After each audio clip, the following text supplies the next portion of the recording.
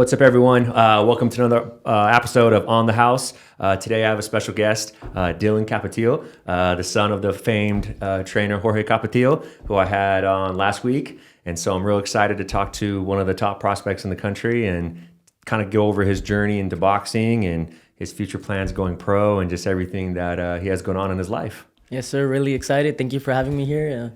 It's an honor, and let's do it. Awesome. Man, so I was like talking to your dad because last week on the podcast, and one of the questions I was really asking him, it's an interesting dynamic because we do see father-son kind of in the coaching fighter role, right? Yeah. But then you also have, he's also have his one of his sons coaching as well. And then you got the brother being a coach as well. So I was just wondering how that dynamic is in the family because it's not just father-son, it's like actually a whole family affair in the gym. And I know your mom's very active and prevalent in the gym as well. Well, basically I was born into the sport, when I was born, my dad would manage the Top Rank gym, clean it up. Mm-hmm.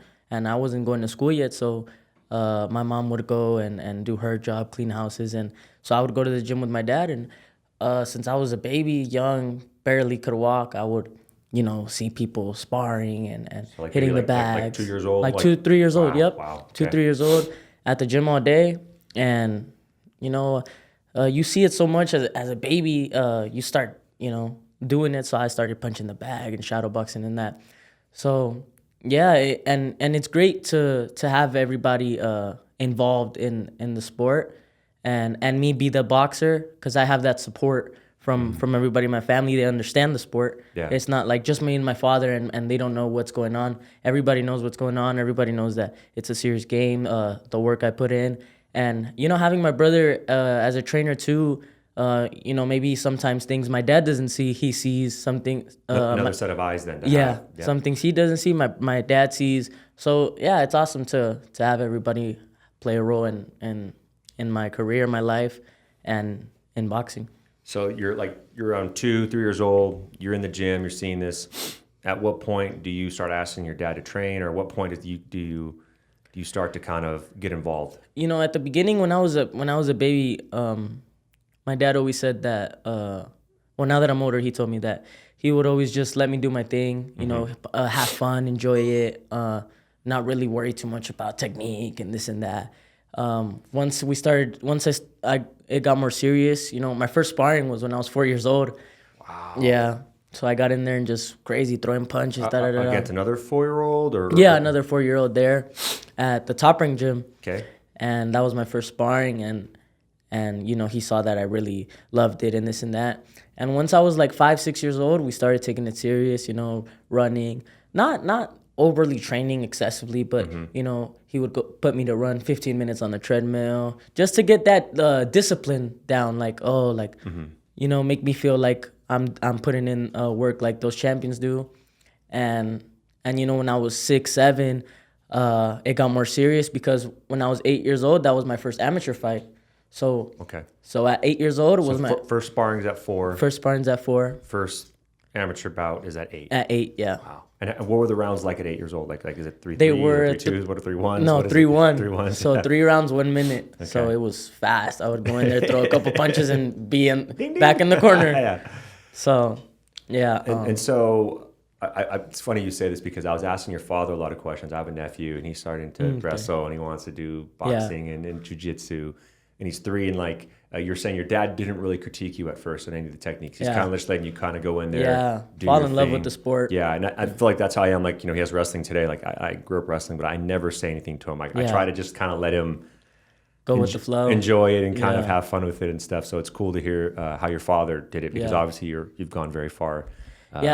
Because imagine being that young and hearing your dad I did this technique and scream. It's like you don't want to do it no more. Yeah. But it was more like motivating. Like I was young, I was a baby, and let's go, champ. Like let's go. Yeah. And it's awesome, So it would motivate me to train more and. Because I imagine at first it probably starts off as kind of like father-son time, right? You guys are just hanging out. Exactly. And then maybe you said around 5 or 6, maybe you go to your dad and you say, hey, I actually kind of really want to do this, and then that's when it starts. Yeah, and he was training his fighters too, and I would see it was more serious as well.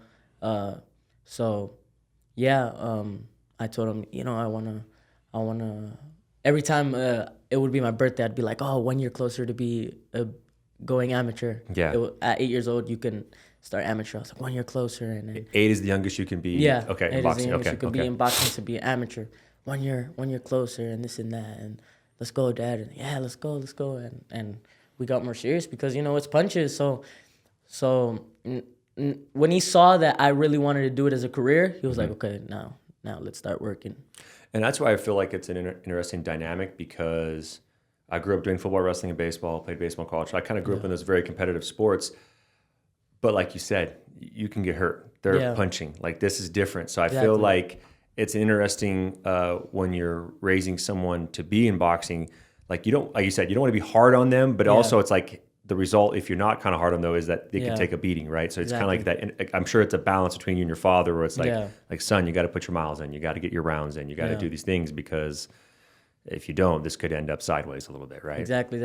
That's where the the discipline part comes in. But I feel like now that I've done it so many years, and since I've been doing it since I was young, since that young, I really enjoy it. Like, now I know what I have to do, and when I've trained with so many fighters, I've had that blessing. So it's like I know what I have to do to get there and take care of my health. Those miles that you put in, it takes your conditioning, last longer in the fight, and not get hurt. Yeah, it's interesting, because I was telling your dad, I felt like growing up, obviously baseball was my first love, and you'd see like the sons of like professional baseball players on the field before the game, taking batting practice. Like, you have to say that gives them a huge sense of confidence. Like, man, you're 7, 8 years old and you're on a Major League Baseball field. It kind of becomes normal. Like, wait a minute, this is what Dad does. This is normal. And it humanizes it. So it's not like this big unobtainable thing, right? When you're young and you see that. I always feel like when I see a lot of your photos and the videos, I love following you on social media, and you're in the ring with Canelo and some of these amazing, like, it's got to make like, okay, like, I'm on the right track. We're doing the same type of training methods, or he's showing you some techniques. Exactly. It's got to be a huge confidence boost for you. Being in that type of gym. Exactly, and going to train with them and learning new techniques and new training drills and everything. You come back home and when I'm here, I do those training drills and stuff, and I'm like, man, like, Canelo does this, and so it's got to pay off, So. Was there any time so far in your young career where you maybe took a break, or you kind of second guessed it, or has it kind of been smooth sailings for the most part? No, there's always those thoughts, like, maybe you lose a tournament, you're in the finals. There's been times where I'm in the finals, lose the finals at national tournament in December, the most important tournament.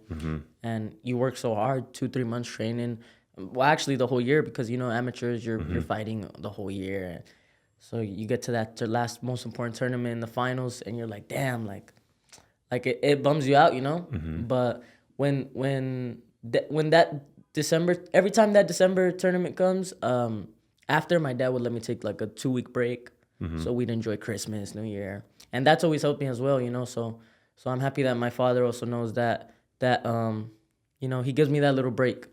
He hasn't burned me out at all. I feel, because I've been boxing for, I'm young, but I've been boxing almost my whole life.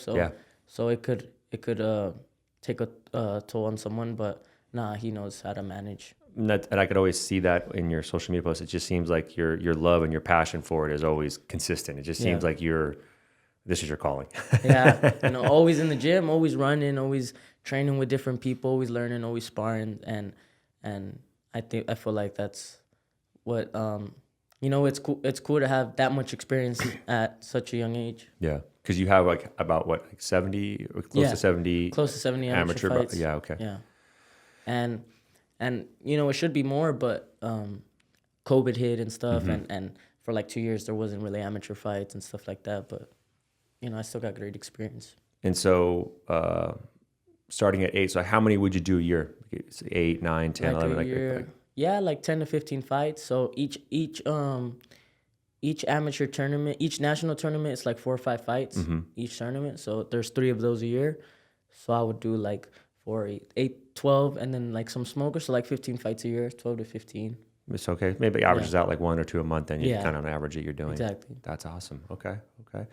And planning on turning pro? Your dad was saying that. Yes, sir. When do you think that will be? Next year. Next year. Yeah, getting ready for that next year debut. Working hard and trying to stay in the gym every day. and really, really motivated now that I'm going professional, you know, because that's where it gets serious. That's where the money comes in, the world titles, and you know, people start to see you on TV. So that's And he was what- saying that Canelo's team's kind of Yeah. guiding you and being your management in that sort. So Yeah. that's got to be a huge plus for you, knowing that, you know, people that have, I mean, gosh, they've been Yeah. dominating the sport for almost Exactly. how many decades now? I mean, it's Yeah. crazy. So to see them have that kind of success, and now they're going to be, you can be And the next it's- generation for them. It's great to have people like that have already gone through everything Mm-hmm. and in the boxing career, so they know what way to go through. They know where they messed up and stuff like that. So it's me and my father, and you know, you only know so much, and with people like that are already up there, we can learn from them, and they could, you know, take care of me and my career and know what path to go to. I always feel like in our combat sports world, like we don't really have to reinvent the wheel. There's people that have, you know, like maintains, like, you know, Canelo's been on the top of the game for how many Yeah. years now? He's maintained.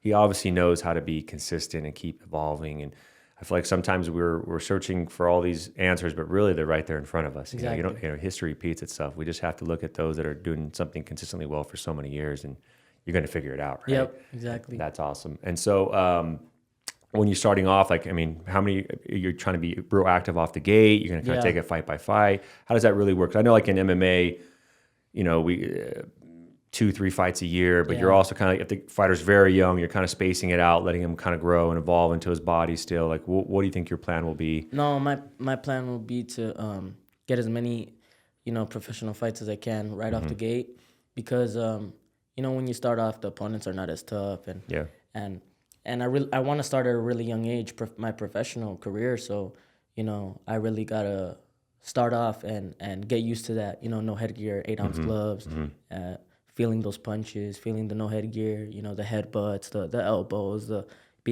manage the distance, know where I am. So, yeah, you know, I really want to get as much as experience I can before I, you know, get ranked and then it gets serious and have to fight for those titles and those tougher opponents. And the headgear is actually kind of a big difference, right? I mean, I Yeah. feel like people don't really give that enough credit in the sense Yeah. that taking that off, it is a huge difference in the range and kind of the punches and slipping and stuff of that nature. Yeah, and you know, well, I really use headgear my whole career now. Like, you know, when I spar and amateur boxing, it's headgear. So, you know, I've done some sparrings without headgear to see how it feels. You know, get used to that. And you know, I've gotten some bruises. Yeah. You know, some headbutts, and you really like notice the difference. Like, you know, with the headgear, it takes care of you from those little like headbutts and the bigger punches. So yeah, it's really gonna be something I gotta get used to and comfortable to the first 5 fights, 10 fights. You know. And I was reading an article on you earlier. So you've been doing homeschooling. Yeah. When did you start that, or when was that decision made to kind of say, hey, to focus on my trainings or just to be trained at particular times, I'm going to do the homeschooling route? So I did half a year of 8th grade in school. Okay. And then after that, I was like, you know, I'm gonna get out of here and focus on boxing more. And then I was older now, so more opportunities were coming to come train here and come do this. Okay. So up until that point, up until 8th grade, Yeah. you're still doing the regular Exactly. school schedule and Regular then training at school night. schedule. Okay. Yeah, run in the morning, going to school, or training in the afternoon. And well, you know, like for example, Canelo comes and he trains in the morning to cut weight and fight week. I'm in school, so you miss those opportunities. You're like, Dad, please. Yeah, exactly. let me-" Yeah, mostly my mom, like, oh, you gotta go to school. When there was the opportunities like that, I would miss it. My dad would be like, yeah, let's go, or like a weigh-in here in Vegas, Yeah. let's go. But you know, it was starting to be more days. So I said, you know what, like, let's go homeschool. I can train earlier, spar earlier, and get more used to that professional training schedule, and yeah. So So it's been like 3 or 4 years of doing that. 3 or 4 years Awesome. now. And mom and dad are both on board, or? Yeah, both on board now. It was mostly my mom, like, oh, like, you know, he's not gonna be paying attention, or he's not gonna actually do it because it's homeschool. So like in my homeschool, you could go in and do the work for the day, and then so, you know, she thought like I wasn't really gonna go in and do the work and just focus on boxing. But no, it's been good. You know, I manage my time and day really good. So I run in the morning, train like at 10, 11, do strength at 4 p.m. And then after that, I have the whole afternoon to do my Oh, homeschool. so you're banging out most of the training sessions then early. Yeah. So you're doing the schooling at night then. Yeah, exactly. Awesome. Because in this homeschool I'm in, I don't have to join Zoom classes unless it's for like a test. So if I have a test, yeah, I join like at 12. I do the test, but mostly, yeah, I do that in the afternoons at night. Man, and that just shows your commitment to the sport too, because I know many people would probably say you're not getting a normal childhood for say, right, or teenage years. You're not going to typical high school or doing high school things. And so do you kind of maintain your friendships with your friends just on the weekends and stuff? Is that kind of how you balanced your social life with it? Yeah, or? I mean, there's some friends from school that are at my gym now training boxing too. Cool. So I got them into it, and one of my friends, he's got 10 amateur fights now. So he's been boxing for 6 years too now. Wow. So I got him into the sport, and he really likes it. So that makes me happy, and I just really hang out with my brothers and my friends from the gym. Some of them I got from school. Nice. But yeah, most of the kids I used to hang out with in school, I keep in touch with. But no, I don't really hang out with them that much no more. Nice. Yeah. I was telling your dad, I'm very impressed with your social media. You built up a good following and you post great content. Is that something that you've just been working on or you've been watching others do? I was saying you seem to be quite ahead of the curve for someone of your age. Well, I mean, I got some pro fighters that still struggle with social media. So I'm saying it's a huge compliment to you. Like, man, you're young and you're really on top of your... Well, when I was like 8 years old, I used to manage like my social media on my tablet and stuff. Okay. I got my first phone when I was like 11 years old, and then that's when I really started like posting a lot more stories and a lot more posts. But my social media, my Instagram account has been open since 2014. Wow. So I've been working on this for years. I have like over 700 posts. So it's not something that I got overnight. Like it's something that I've really been working on and posting and meeting fighters and posting that and getting posted by other pages. So yeah, it took a lot of work, but since I'm young, it really looks like it hasn't. Like I just blew up out of nowhere. But yeah, so I've had that open since 2014. And wow. And so what platforms are you on currently? Right now I have I'm on Instagram, TikTok, and YouTube mostly. Nice. Yeah. Nice. Do you have your own YouTube page? Yeah, I'm on YouTube page. Nice. I have like 30K subscribers. I haven't really posted in a while. But I used to post a lot, and I got up to 30K subscribers on that. I was telling your dad that I thought like running a YouTube page and putting out consistent content of you turning pro would be really cool to see. Yeah. Like really kind of documenting that journey and kind of just the ins and outs of starting your pro career, because you don't really see a lot of behind the scenes content of that. Like obviously we see the big show, right? The 24/7s everyone's famous for and all that stuff. But like nothing when like they're up there though. Yeah, but it'd be cool to see, like even you working with your promoter, getting the first fight, finding a location of it, the opponent. I'm sure there's gonna be some fallouts. I'm sure people are not gonna want to fight you, and just kind of going through that whole process. Yeah, it would be really cool to see. I was telling your dad, I was like, man, your son's special. It'd be cool to see his rise, Yeah, and just like you're saying, and if you think about it, you don't really see videos of Canelo at 15 years old, Floyd Mayweather at 15 years old.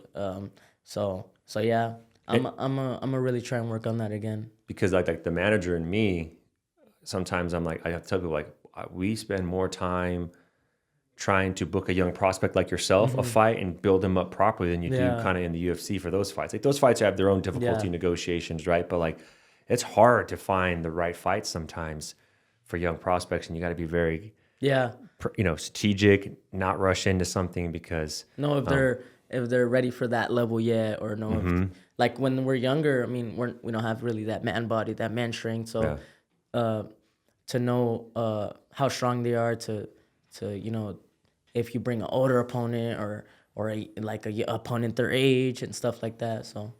And so you mentioned earlier about the strength and conditioning. So how many days a week are you doing that right now? So Monday, Wednesday, Friday, 3 days a week. Where are you doing your strength and conditioning at? I'm doing the strength and conditioning with Coach Reggie. It's like 5 minutes from my gym. Nice. Yeah. And are you seeing a big difference in Yeah. So I've been there with my coach, with my strength coach, 3 years now. Wow. And I've seen the difference, the change in not only physical, but in the sparrings and good. Yeah. And where are you walking out right now? Like what's your weight? Right now I'm like 140. Okay. And then when you're turning pro, what weight class do you think you're in? Probably like 135. Because I really started growing a lot this year. Yeah, I So was gonna say I know I was joking yeah, with your dad. I was like, man, what have you been yeah, feeding him and Dylan lately? a lot. So Like, I'm you know, I don't really notice it, but other people, when I see somebody, you know, if it's January and then they see me 3 months later, yeah, oh, you've grown a lot. I'm like, what? yeah, But now I've noticed it stepping on the scale. You're like, damn, like, I've gained 15 pounds, I've gained 20 pounds. So I've noticed it now, and just really checking my height a lot lately. Like, oh, I've grown. So, but yeah. So I don't really know. Hopefully 135, 140. Um, well, we'll see. By next year, how how much I've grown. yeah. Because how much weight would you be? Have you been cutting, or do you want to cut in boxing? I know it's different than MMA in some Yeah. aspects. Well, no, I want to cut, but right, like my whole amateur career, I've never really cut more than Yeah. 10, 15 pounds. No more than 10 actually. My pops has always said, "Let's not cut that much." So you grow and at 10 years old cutting 20, Yeah. 15, 20 pounds, it's like Crazy. what? Yeah. No, I used to only cut like when I was 8. I used to only cut like 4 or 5 pounds, and that was in like a month span because we would get ready for tournaments way before. And but yeah, now I'm older, and you could cut a little more, like 10 pounds. But once we see that I've grown more and I'm heavier, and we like, oh, we'll just go up a division. Heck yeah. No, it's interesting because obviously in our sport, we work with a lot of nutritionists. And I know quite a few of our nutritionists in our sport, like perfecting athletes and some of them, they've kind of segued into the boxing realm Yeah. and kind of been doing their nutrition for the camp and stuff. So it's cool to see how nutrition has evolved in like basically cross combat sports, all of it, right? Through MMA, through Yeah. boxing, through everything. No, just seeing- and also in in boxing, there's way more weight classes. Yep. In MMA, there's only a few. there's less. So Yeah. so it's like there's probably some fighters that are fighting in a smaller weight class that in boxing could fight at 130, like 125, 130. So in boxing it's 126, and then it's 130, so that's 4 pounds. So there's some fighters that are a little bigger that have that availability in boxing. How do you feel? I know like Dana and are talking about doing the new boxing league. How do you feel about yeah. them kind of saying like less weight classes and maybe trying to get more talent in like say only a few weight classes as opposed to having so many? What are your thoughts on that? Do you like a lot of weight classes, or do you think it's kind of like how MMA does it, where I think there's like 11, 12 weight classes? No, I think they should leave it how it is for boxers. I think they should have they should leave those weight classes how they are, because yeah, boxers that don't have the opportunity to fight on those bigger platforms are going to be able to go through there and stuff. But I feel like they should leave those divisions and leave it how it is as a sport of boxing. It's two different sports, and they're they're flowing into boxing now. Dana's flowing into boxing, and I think he should leave it how it is, so the boxers are a little more comfortable. And growing up, I mean, I'm assuming Canelo obviously was a big. So when you look at what other boxers did you really kind of maybe pattern your game after or look up to, just the way they conducted themselves kind of growing up? Canelo, Manny Pacquiao too. I was in camp with Manny Pacquiao for his last fight for a whole month. Wow. So I got to train with them and run with them in the mornings, and for him to be at that point in his career and how old he was, and seeing how disciplined he was still, it was amazing to see. It's crazy. I feel like the fighters that are able to kind of last in this business, it always comes down to discipline. It's like those that at the later years of their career can still consistently do things the same way. Exactly.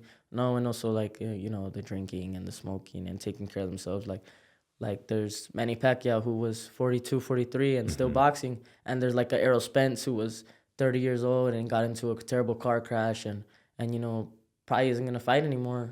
After that Crawford fight. So. Yeah, it's crazy. The small choices we make have the kind of the long lasting impact in the career. And what are the goals for you in boxing? Turning pro, obviously winning, but like what does success look like to you, both inside the ring and outside the ring as an adult? Success for me is making a lot of money and being able to take care of my family. That's the most important one. And obviously, my dream has always been to become a world champion in boxing. So become a world champion and make a lot of money. And how long do you think you want to fight pro for?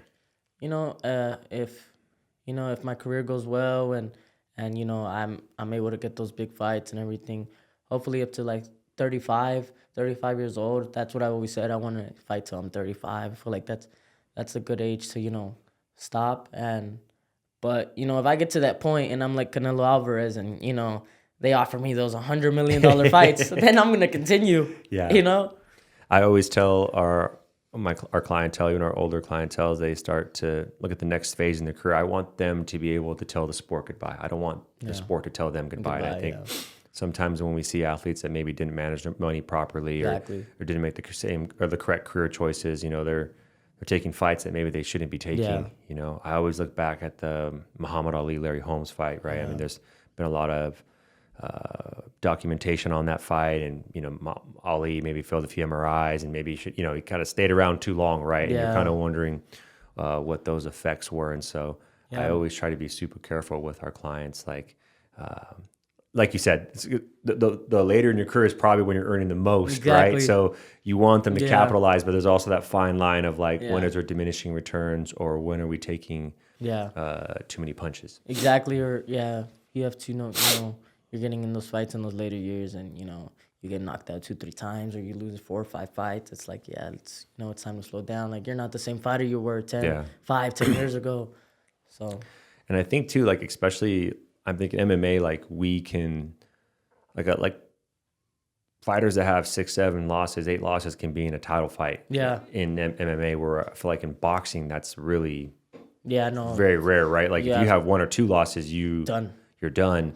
And so I just feel like that's such a big difference in our sport too, is that, you guys have to be damn near perfect, I feel like, in boxing to really. And I think that's awesome how, the MMA doesn't, if you just go in there and give a great fight and you lost, it's great that, you come back and, you win your fights again and you climb your way up again. That's awesome. Where in boxing, you're climbing up, and you lose one and you're kicked off to the side, and it's like you don't have those opportunities. The promoters don't want to help you out no more, and you can climb your way back up, but it's going to take some luck, right? It's going to take them needing an opponent in the right time, and you kind of stepping up. Or you're training, and then you lose that motivation a little bit, and you stop training, and then you get that call. And I feel like that in boxing, good fighters, that a lot of time that happens. They train a lot, and then they stop training, and then they get that fight, and then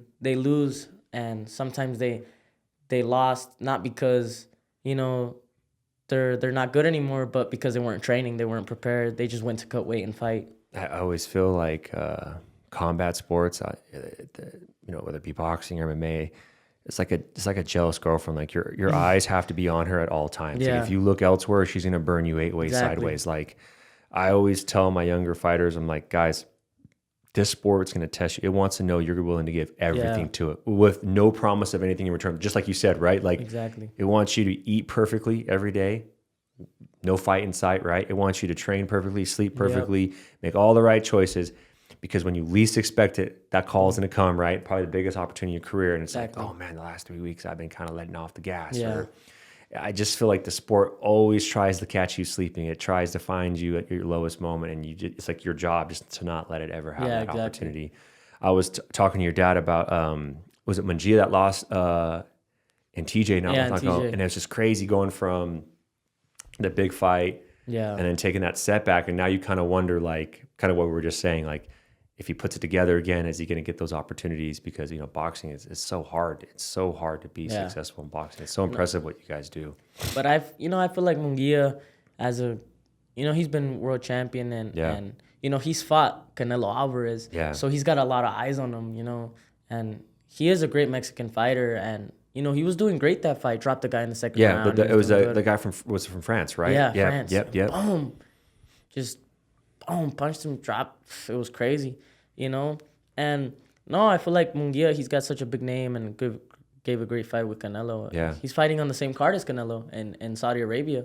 So, he's one of those fighters that got that chance right away because all the great fights he's given to the sport. I've really just been a fan of him, just kind of who he is as a person. Just seemed like a really good person, and I kind of vibed with him. So that's why I've kind of been following him since, all these fights. But it's cool to see then that he's getting those second chance opportunities, because like you said, you lose 1 or 2 in a row in boxing, man. It's like No, especially like him, he got knocked out. Yeah. It was a clean knockout. So it's like sometimes that happens, and the promoters are like, oh yeah, they're not coming back from that. Yeah, gone.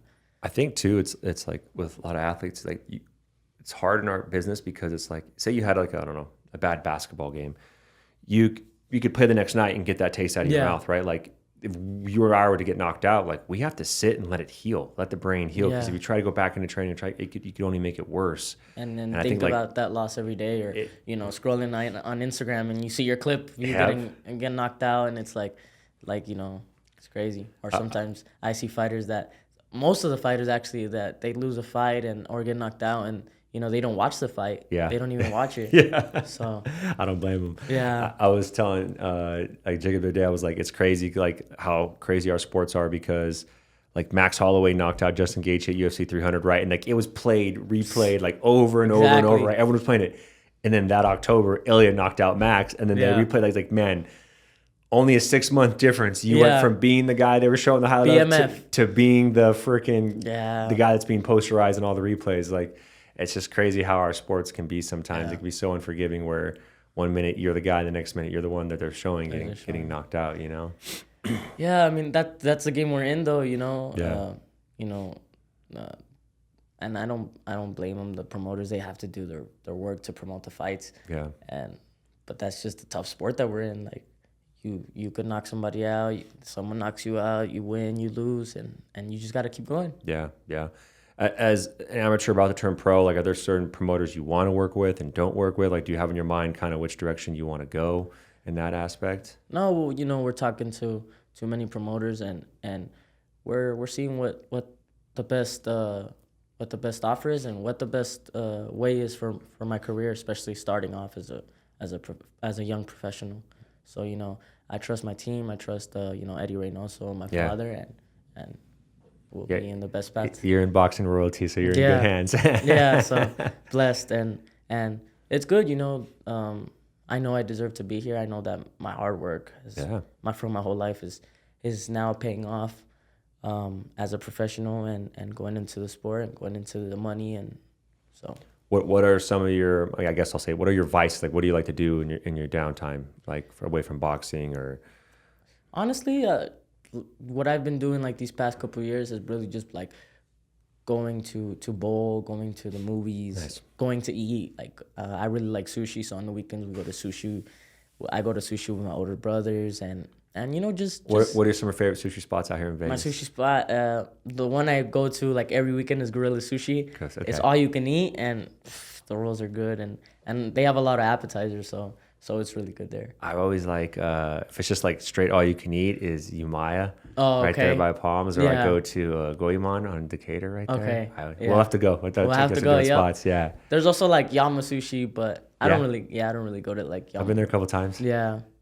There's a lot of spots that are, especially all you can eat here in Vegas. Yeah, I always have to go like with clients or like Jacob or someone on like for lunch to sushi because my wife doesn't like sushi. She doesn't? Yeah, it's like my favorite food. Like if you said it's my favorite food too, because I like it because like especially in the summertime, like I think it's like refreshing. Yeah, it's not heavy. Yeah, it's nice. Yeah, I really like sushi. It's really just eating, bowling, movies. Yeah, very eating, bowling, movies. Arcade and.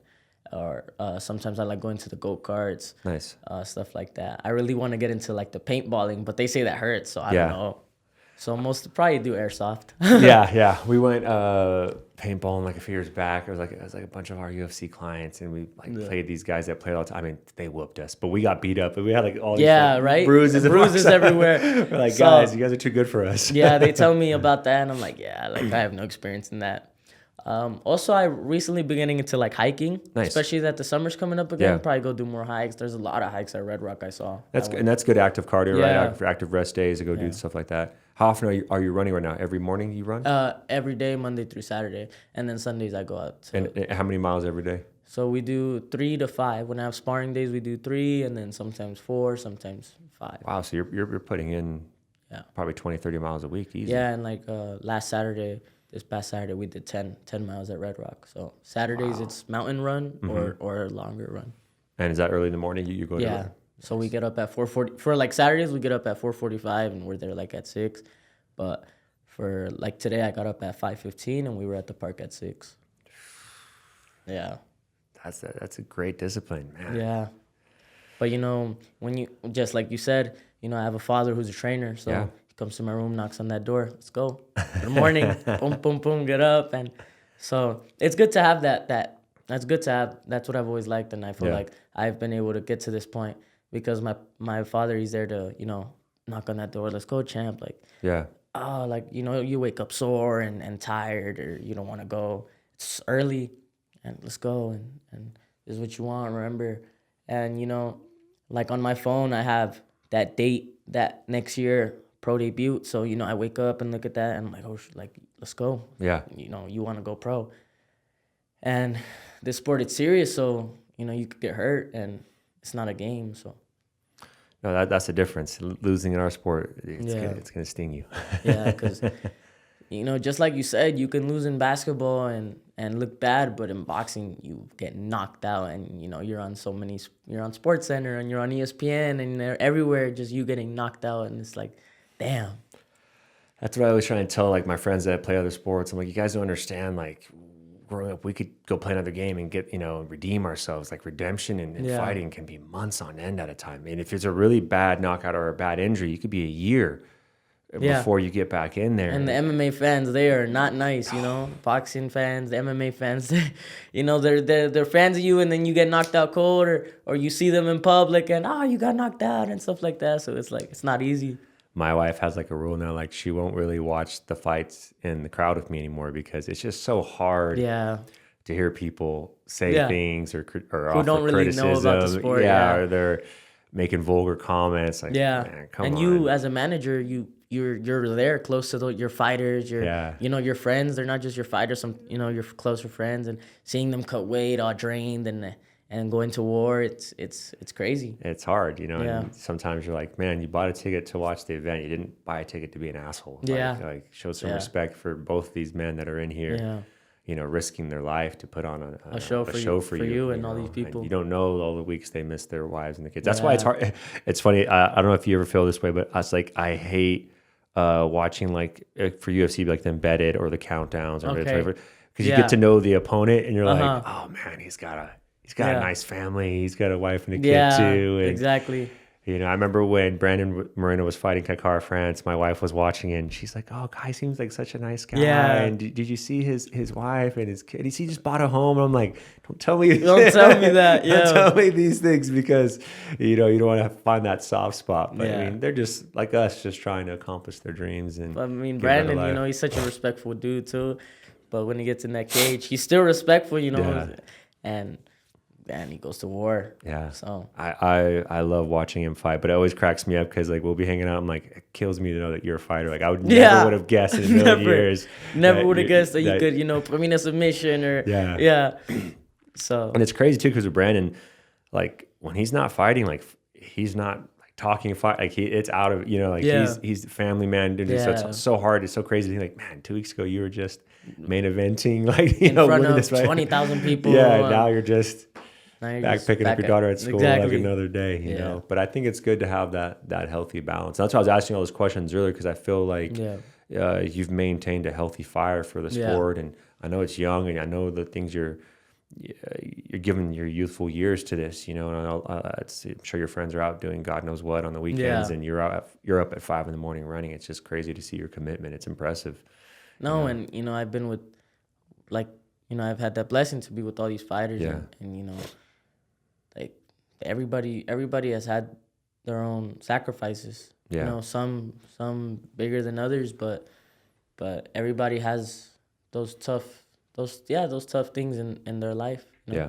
So what I always like to think and when I'm training and when life gets hard, it's like, you know, there's always someone out there that has it worse than you. Yeah. That's what I always think. Like, you know, I could be struggling in my sport, but there's somebody struggling in life, and you know, it's always harder. I tell like sometimes when guys are, and it's easier for me to say like, you know, the monotony of training and how brutal you guys are training, it can add up to you.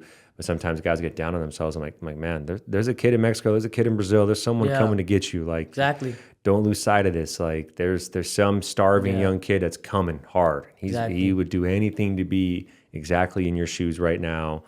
at the PI in Las Vegas or at exactly. at Capetillo's boxing gym, a Exactly, world yep. famous gym. They'd give anything Or to to be even just here. have like,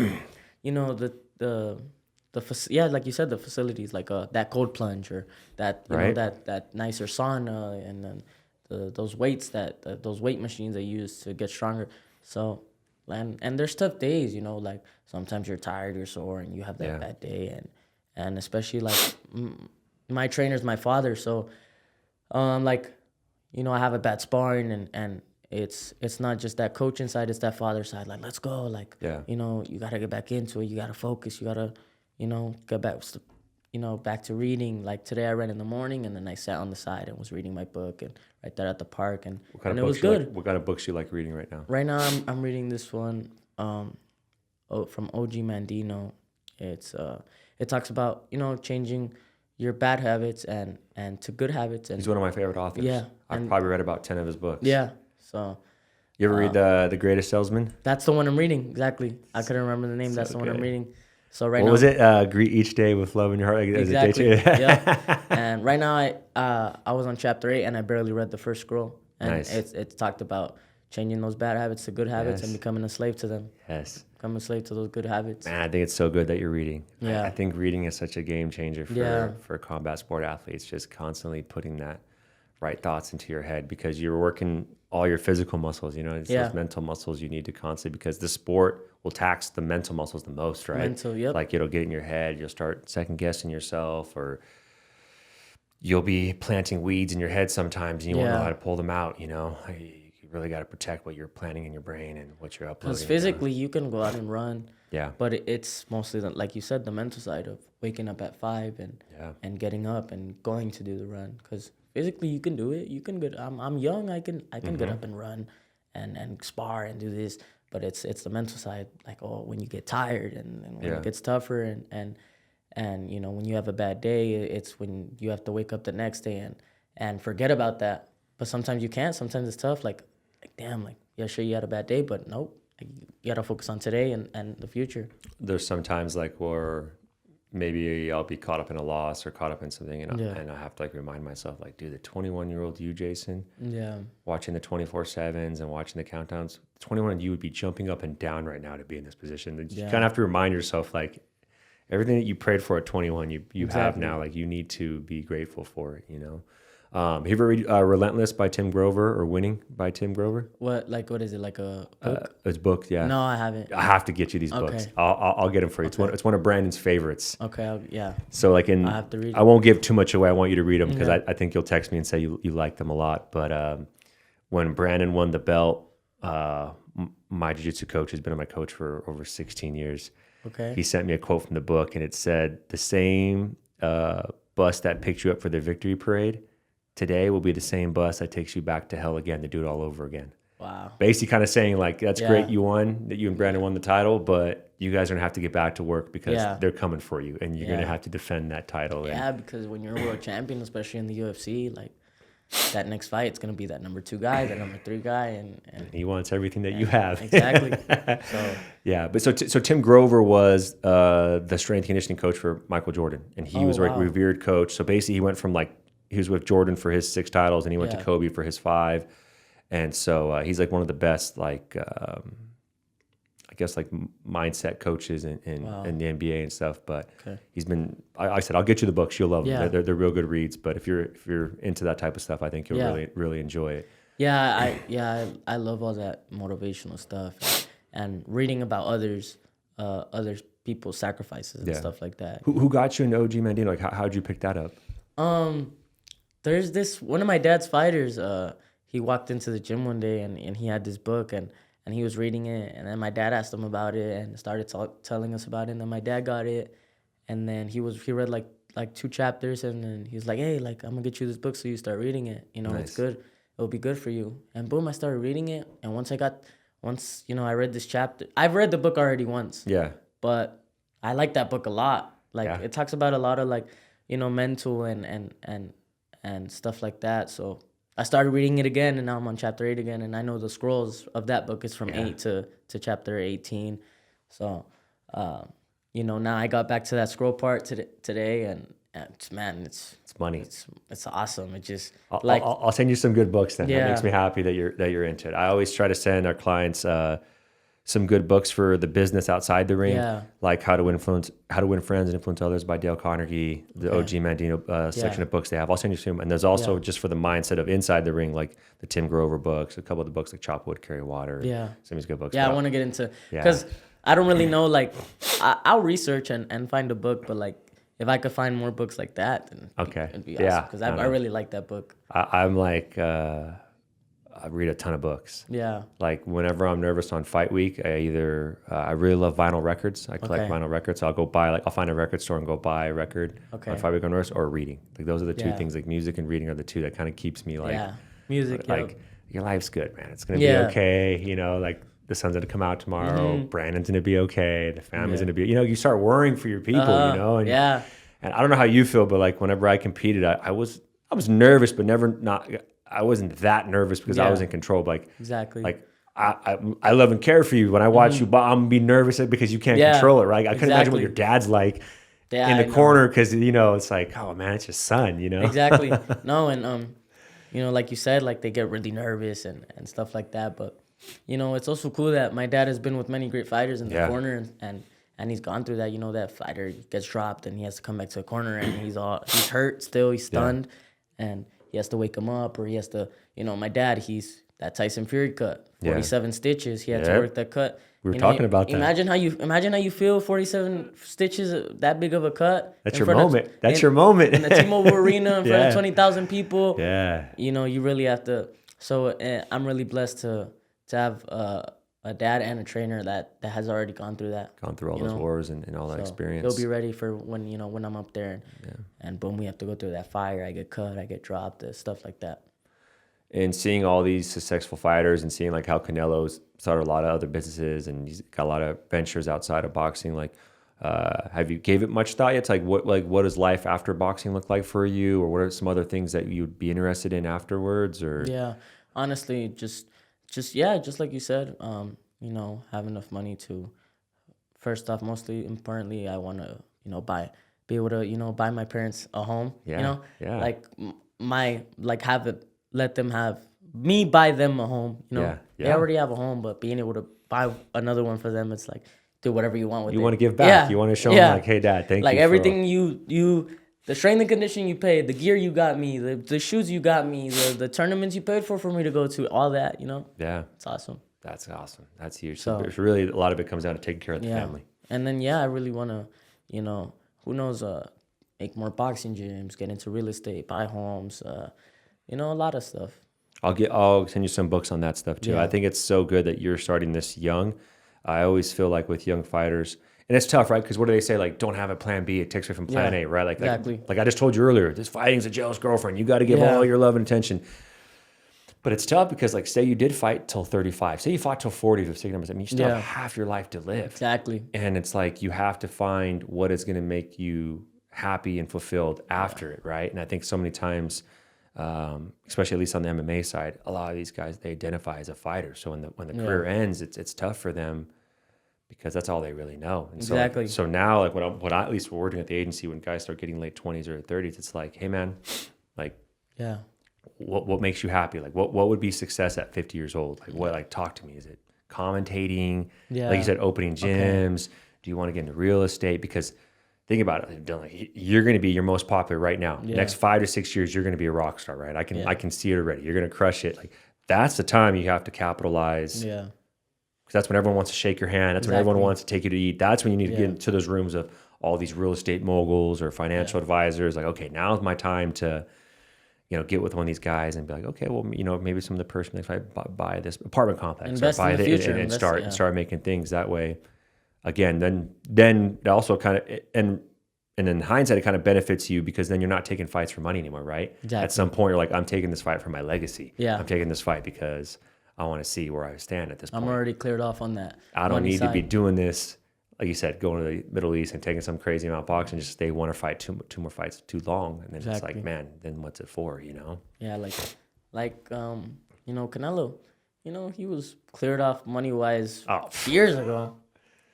But, you know, like, seeing him, it's incredible. Like, In Mexico, you have so many Yeah. businesses, gas stations, and gyms, and so it's also a blessing to have them on my team, and they can show me what Yep. Yep. oh, like this is a good investment right now, and this is what's popping right now. And I think it's cool that you're educating yourself on your own. I think that's the key to it. I think we have to keep evolving, keep growing. That way, all this isn't in vain because it takes such a physical toll. Like the price you're paying is an iron price, right? It's Yeah. like, man, you want to make sure it's getting maximized and capitalized to the fullest. And I think that's where sometimes I'm like, these guys, I see them make all this money and then they're broke. exactly. You're like, bro, how? Like you And gave like so much to it. I see these like 24/7, like you said, these interviews, and like fighters now, like Gervonta Davis, he was talking about like when I was younger, the stupidest thing I would do was buy 3 of the same watches, buy 3 of the same pairs of shoes, buy 3 of the same, Yeah. And it's like that's money that he was wasting that, just cause like he was so young and having so much money, he just wanted to buy everything, like Yeah. was he's like he said he was buying stupid stuff for no reason. I think, and I mean, I think you're on the right track with the books you're reading. But once you start realizing that money is a tool and you use it as that, then you're gonna be Yeah. like Canelo. Like, you're gonna have Yeah. all these things. I see everything he's doing. I'm like, man, it's so cool to see him like on the golf course doing his thing because he's got all this business. Yep. He doesn't need to be doing Yeah. any of this, And he has this $3 million watch and his gold card, and he's living life. Yeah, it's That's awesome to see. That's really, really cool. So 1 year from now, what does success look like to you then? So you turning pro. 1 year from now, yeah, I see myself turning pro. Having that pro debut and just getting those professional fights. Yeah. Or staying in the gym and. What about your first year of pro? So 2 years from now, what's the goal at the end of the 2 years from now? You've been a pro for 1 year. What would success look like to you in this point in time? Success for me would be having like a year as a pro, having like a 8-9-0 record and keep. Oh, you want to get busy in that first year. I'm gonna be young and I just want to fight and have another fight to stay in the gym. Because just like you said, everybody wants to shake your hand. You have those eyes, then you have all these people coming to talk to you. I really want to stay focused and in the gym because I'm barely starting, so I can't drift off and stay focused. Yeah, stay down. And those fights are not gonna be tough, so I could get a first round knockout maybe and be like and feel like I won a world championship and take a whole month off. No, I don't want that. I want to fight and get back in the gym and fight and get back in the gym and fight and get back in the gym. So, sometimes you see young fighters, they'll have like a really impressive win, and then they're like out of it. It's like, man, that's 1 in a row. Yeah. Like you're gonna have to do that. And also 9, 10, 11, 12 times in a row before people really start taking. Canelo, he also went pro at a young age, and his first year he did 14 professional fights, I think. 14 professional fights in 1 year at 15 years old. So, seeing that, and it just shows why he was so experienced. That's over 1 a month. That means a couple times. Exactly. He probably fought twice a month. Fought 2-3 times, and Do you think that's possible in this era of boxing? You think you could do that? Yeah, I mean, I don't know about 15. But I think, like 7 to 8 fights, One of my friends, Emiliano Vargas, he did 6 in 1 year. Wow. So, he was just fighting. I remember that year he was just fighting, getting in the gym and fought next month and fighting in the year, fight next 2 months. And yeah. So, that's what I want to do. Heck yeah. Well, man, I'm really grateful you came on the show today. Thanks for having me. I always finish with 3 questions. So, it's a little awkward because I don't think you're even 18. Like, I always ask people, what would they tell their 18-year-old self? So, what do you want to tell your future self? Yeah. My future self, just, I don't know. It's just stay locked in, Yeah. Stay hungry, in the future. And, once I have more stuff and more money, more stuff like that, just stay locked in and stay focused and stay hungry. Stay disciplined and stay dedicated. Love it. 1 billboard on the 215. You can put anything on it. Any quote you want. Any quote? Damn. I don't know. It'd have to be. Damn. One quote I really like from the Rocky movie, it goes, he's talking to Mickey in the gym, his trainer, and he gave him a little chain, and he goes, anytime you feel like you're going down, just an angel is gonna whisper in your ear and he's gonna tell you, "Get up, you son of a bitch." So whenever I feel down, I go and watch that video on YouTube, and it really motivates me. Like, Mickey, his trainer, he really kept him motivated. And once he passed away, Rocky really, he drifted. It drifted, yeah. Yeah. Yeah. One song, rest of your life. Rest of my life. One song on repeat. What you got? Damn. I don't know. It'd have to be on repeat.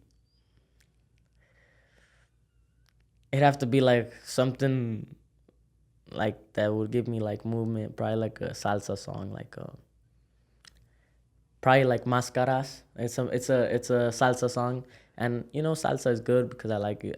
My daddy puts it in the gym all the time to train, and so it would have to be like a salsa song that I could listen to, and because salsa you could dance to it, you could train to it, you could run to it, so it'd have to be that one. Yeah, your dad chose a heater too. I was like, okay, Pops, I see. Which one did he say? El Rey, right?